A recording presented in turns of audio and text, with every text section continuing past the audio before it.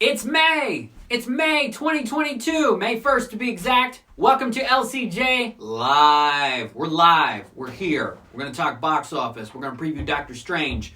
We're going to talk about movies in theaters and on streaming services. As always, send in your questions, your comments. But today is also a very special day.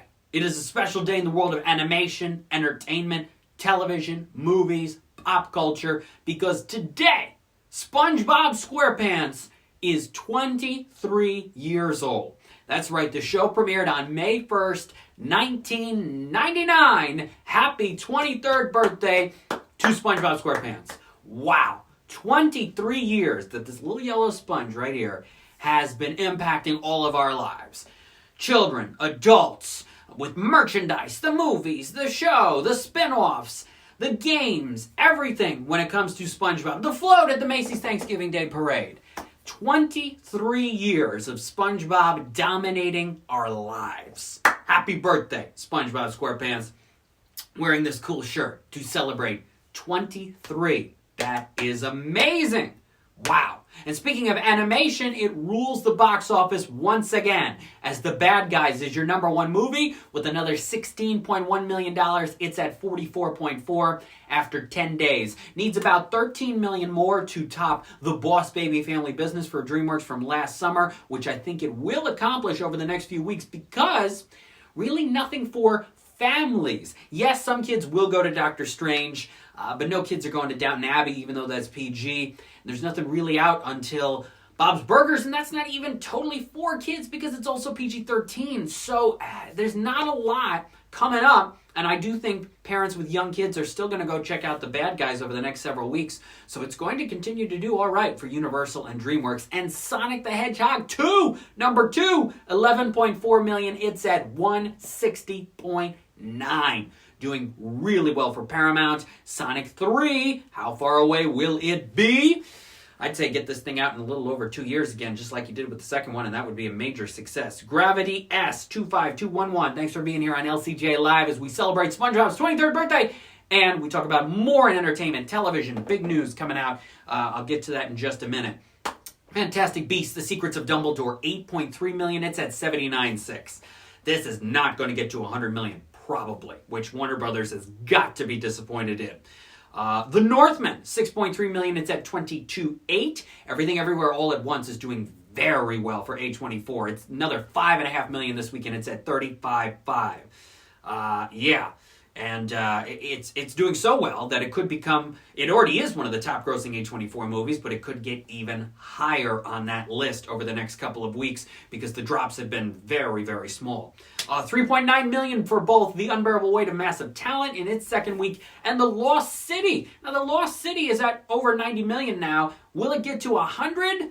I don't know, but maybe Paramount's going to try to get this thing closer and closer to $100 million. Now, look at this. Memory, the new Liam Neeson action thriller, 3.1 million, right in line with the 3.5 million bucks that the other Liam Neeson action thrillers have opened to during this pandemic period. Honest Thief, The Marksman, Blacklight, and now this. All even in that 3 to 3.5 million-ish range. Amazing. Amazing the consistency that Liam Neeson has had. Now, I'm sure if The Ice Road had opened in theaters, it would have made more than that. And The Ice Road, by far the best of these 5. But that went to Netflix. But for these 4 to all open in that range, that's quite something. It is. Then we've got Father Stu with 2.2 million. It's at about 17.5. And rounding out your top 10 this weekend, Morbius with another 1.5 million. It's at 71.5. So not a ton for Sony and Marvel, but they're going to... I guess be happy with that, I guess. Uncharted's made a lot more for Sony so far this year. Of course, the big movie this week is Doctor Strange. How big will it do? I'm not fully convinced it's going to open to $200 million. I'm convinced it's going to be lower than that, but I won't be surprised if it goes higher than that. It's going to be in every theater in America. It's going to be on as many screens as possible, as many drive-ins as possible. I know Disney has drive-ins committed to 3 weeks for it. So, yeah, it's going to open big, but how big? It's a shorter movie than some of the other Marvel films that have been out recently, though not necessarily Morbius. But how big? I'm thinking 180. I'm going to go under 200 and say 180. As of now, the pre-sales are already 42 million, but are they all for the opening weekend? We don't fully know. We don't fully know the stats. I'm going to say 180 for now. And then that's the big movie for this week. And then the next week, you've got a Firestarter, which is also on Peacock. Following week, you've got Downton Abbey, Men. There's one or two other smaller films that are going to be in play over the next few weeks. And then Memorial Day weekend, Top Gun Maverick, Bob's Burgers, big 1-2 punch. Top Gun Maverick is probably going to do extremely well. The reviews out of CinemaCon have been very positive, and the buzz is really high. I think Top Gun Maverick's going to do quite well, and we will see exactly how it does in a few weeks. But for now, Doctor Strange will dominate the first 3 weeks of May. Downton Abbey, will it open to the 31 million that the first one did? I don't know. If it gets to 20, I think Focus will be happy. But it depends on how many older people are still comfortable going to the movies right now. But I do think that Doctor Strange will be number one for 3 weeks. I don't think Downton Abbey will be number one in its opening weekend, though we will have to see. Now, we're also celebrating the return of a fantastic series tonight. Season 2 premiere of Stanley Tucci, Searching for Italy on CNN. Finally! We had a delay for a little bit. It was supposed to premiere in mid-March. We finally get the first episode of Season 2. You know, the last episode of Season 1 aired March 21, 2021.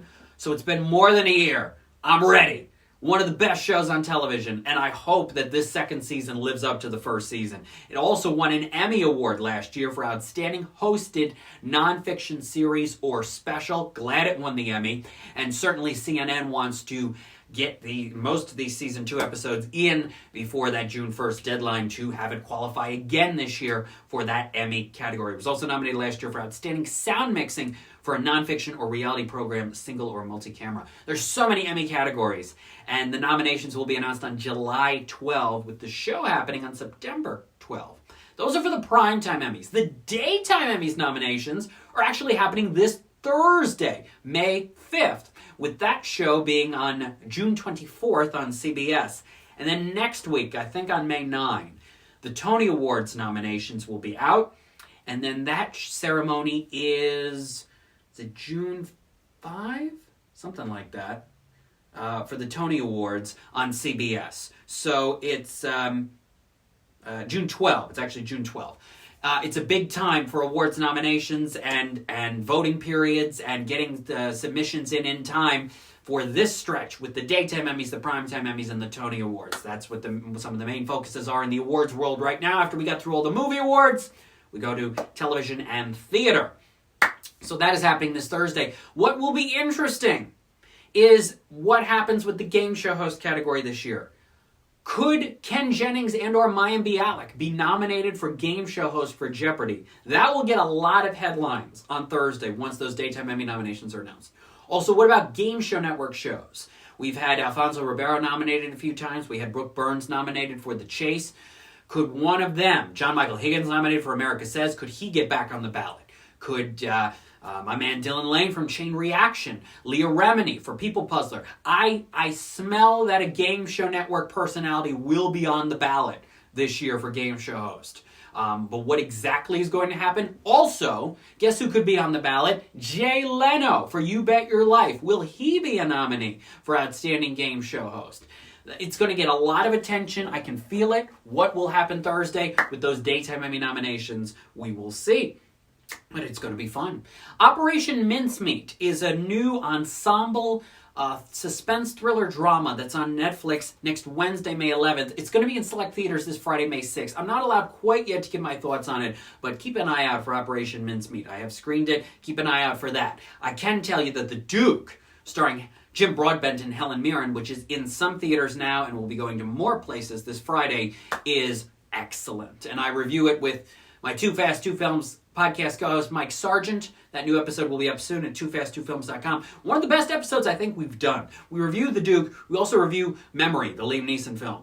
We have a good time reviewing those. So check that out. Hopefully that'll be up very soon at toofast2films.com. And The Duke, it's a fun film, and I explain why. But if you got it in a theater near you, go check out The Duke. Also watched a movie last night called Marvelous in the Black Hole. It's got Rhea Perlman in it. It's about a young girl who needs to find a purpose in her life, and magic comes calling. And it's a nice movie. It's got some real emotions to it, some standard situations, but in offbeat and unconventional ways they're presented to us. Marvelous in the Black Holes, available on digital platforms. I'm going to post a little more on it on my social media later today, but I watched that last night, and it's a good movie. It's impressive in surprising ways, and I'll get into that more this weekend. So yeah, that's what's going on in the world of entertainment with movies and TV and theater, and lots happening. May's going to be big for a few movies. It's Doctor Strange, it's Top Gun, and it's Bob's Burgers. When we get into June, there's a couple powerhouse films in that. You've got Lightyear and Jurassic World Dominion. July, there's about 3 or 4. You've got Minions, you've got Thor, Nope could do pretty well, then Bullet Train and League of Super Pets, we'll see. August, I'm a little concerned about August. I mean, there could be some good movies that come out in the theaters, but I haven't seen the trailers for anything really that's coming out in August, and there's not a major family film in August, so some of the leftovers from the summer are going to play into August, even at drive-ins. I don't know. August, people could be saying, oh, we had such a big May and a June and July, and then August comes, and that's what it used to sort of be. But this year, just the way the schedule's going, I'm a little concerned. I'd like to see a big movie do really well in August, but I'm not quite sure yet. I'd love to see some studio maybe move a film that was supposed to be in the fall, move it up to August. I think there's an opportunity there that the studios haven't really looked at yet because they want to see May, June, and July numbers. But I'm a little concerned about August. But we'll see. There's other films in June, of course, Elvis, and a lot on streaming services. Do you know that just about every streaming service has a movie coming out the weekend of June 17? Good luck to you, Leo Grande is going to be on Hulu. Father of the Bride is going to be on HBO Max. Cha Cha Real Smooth is going to be on Apple TV+. Jerry and Marge Go Large is going to be on Paramount+. And the in-theater competition that weekend is Lightyear. So you've got Lightyear, and every streaming service has a major-ish movie with decent stars coming out on June 17th on that weekend. They just all happen to pick that one. Netflix has a few just before that. Hustle, the Adam Sandler movie, is June 10, and their Netflix documentary with Halftime, it's called, with Jennifer Lopez, that's on the 14th. So that weekend, Netflix does have a big movie as well. So very interesting that weekend is getting a lot of attention from the streaming services. What a few weeks Netflix has had. There have been some animated series that have been canceled from creators that I've spoken with, which is really unfortunate. Hopefully they will find new homes for those shows. It's hard when you see an animated series get canceled. Was surprised when I found out Firestarter will be in theaters and on streaming the same days as DJ Rochopo. Yeah, Peacock made a decision, and NBC and Universal made a decision to put Firestarter on Peacock as well as in the theaters for May 13. From my understanding, there's this deal in place where you put out 2 movies a year, can go to theaters and Peacock at the same time. And last year, Universal chose The Boss Baby Family Business, and they chose Halloween Kills. This year, they already had Marry Me, and I think Universal said to themselves, well, we want people to go to the theaters as much as possible. We want to save these big movies like Jurassic World and Minions and Nope and some of the ones for the fall and the holiday season, including Puss in Boots. We want them to be theatrical exclusives. So let's pick a movie that we're not going to suffer too much from a box office loss if we also put it on Peacock. And they have chosen Firestarter, which is coming out on Friday the 13th of May. The horror fans will go see it in the theaters, but they're also going to throw it on Peacock as well. Marry Me was an interesting decision because it still won the Valentine's Day box office, but only made $22 million total in theaters. I think at that time in the winter when the new variant came in and people were concerned, staying at home and watching that over Valentine's weekend was not going to be a huge loss. Plus, that movie did not have a huge budget to it. It had about a $23 million budget. So again, they were thinking, all right, what's not going to be a huge financial loss for us if we also put this on Peacock? And so that's why they decided on Marry Me.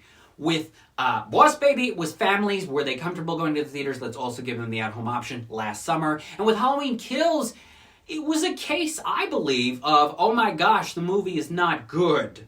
And even though it only made $90 million in theaters, which is much less than the first one did, they think, all right, the new one, The Halloween Ends. It's going to come out this year. Everybody's going to want to go see the finale. This middle installment stinks from the early buzz and the reviews. They waited until the first showing of it, and then they said, oh God, we got to put this on Peacock as well. Watch it at home. So that was the decision behind that, and not Sing 2 as one of those. They wanted all families to go to the theaters, and they did, to $163 million in the theaters for Sing. And Fast and Furious, they wanted in the theaters. And oh my gosh, that Fast and Furious drama. A lot of headlines with that this week. So, yes, Firestarter will be in theaters. It will also be on Peacock. We'll see how well it does in the theaters up against week 2 of Doctor Strange. It's going to lose. They probably figured that too. It's going to lose to Doctor Strange anyway. So let's just put it on Peacock. So that's the thought behind that. Will that continue into next year? So they're done with the 2 for this year. Will that continue into next year, that they pick 2 movies to also put on Peacock at the same time? Maybe. Depends on what the 2 are. Depends on how they feel about them. Who's attached to it as stars and directors and producers. So we will see about that. I'll be seeing Doctor Strange this week and give my thoughts on that later this week. Also got reviews of more films and interviews and commentary. And I'm on 99.5 The River this Wednesday instead of Friday. You can get more at lights-camera-jackson.com, animationscoop.com. Be sure to follow me here on Twitter at LCJ Reviews, Instagram at LightsCamJackson, YouTube.com/LightsCameraJackson, and in 2 weeks, on Saturday, May 14, it's a brand new episode of the Back to You podcast, the 3rd annual Back to You podcast, Doing It Again Marathon, still going strong with that, all the way through May 13. And then Saturday, May 14, a brand new episode of the podcast, which I hope you very much enjoy. I'm Lights Camera Jackson. Thank you for watching today's episode of LCJ Live. I will see you next Sunday at 12 p.m. Eastern for a Mother's Day edition of LCJ Live. Take care, everybody. Bye-bye. And happy birthday, Spongebob! 23! Bye-bye.